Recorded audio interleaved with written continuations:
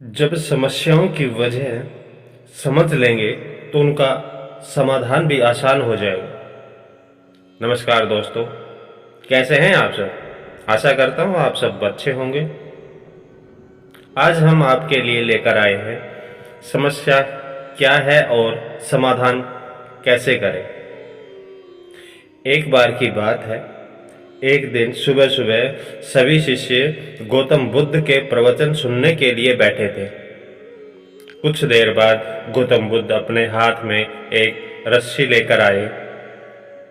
गौतम बुद्ध के हाथ में रस्सी को देखकर सभी शिष्य हैरान हो रह गए। गौतम बुद्ध अपने आसन पर बैठ गए और उन्होंने रस्सी में एक एक करके 3 गांठ लगा दी। इसके बाद उन्होंने शिष्यों से पूछा कि क्या ये रस्सी वही है जो गांठ लगाने से पहले थी? एक शिष्य ने कहा, हे गुरुदेव, इसका उत्तर थोड़ा मुश्किल है। वो हमारे देखने के नजरिए पर निर्भर करता है। एक तरह से रस्सी तो वही है, इसमें कोई बदलाव नहीं। वहीं एक शिष्य ने कहा कि इसमें गांठ लगी है जो कि पहली रस्सी में नहीं थी, तो इससे बदला हुआ भी कहा जा सकता है। वहीं कुछ शिष्यों ने कहा, वास्तव रूप में रस्सी वही है लेकिन बदली हुई दिखाई दे रही है, लेकिन मूल स्वरूप नहीं बदला। शिष्यों की बात सुनकर गौतम बुद्ध ने कहा, आप सभी ने बिल्कुल सही बोला। अब मैं इन गांठों को खोल देता हूं। ये बोलकर गौतम बुद्ध ने रस्सी के दोनों सिरों को खींचा। गौतम बुद्ध ने शिष्यों से पूछा, क्या इस प्रकार गांठें खुल जाएंगी?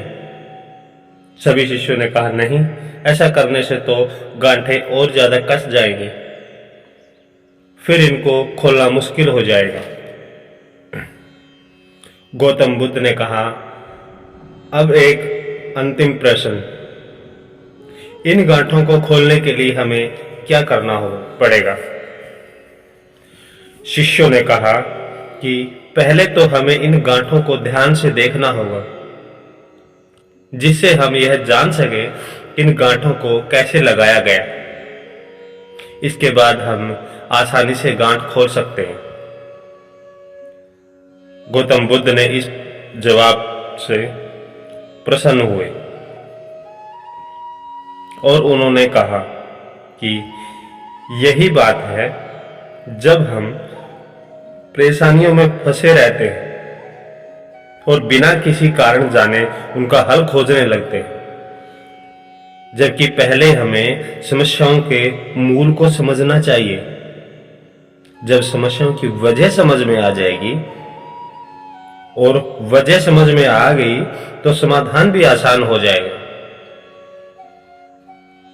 इसलिए हमें पहले समस्याओं की मूल को समझना चाहिए, तभी समस्याओं का समाधान आसानी से निकाल पाए। दोस्तों, कैसी लगी हमारी ये स्टोरी आपको? अगर अच्छी लगी है तो लाइक करें, दोस्तों के साथ शेयर करें। मिलते हैं एक ऐसी ही नई स्टोरी के साथ। तब तक जय हिंद, जय भारत, वंदे मातरम।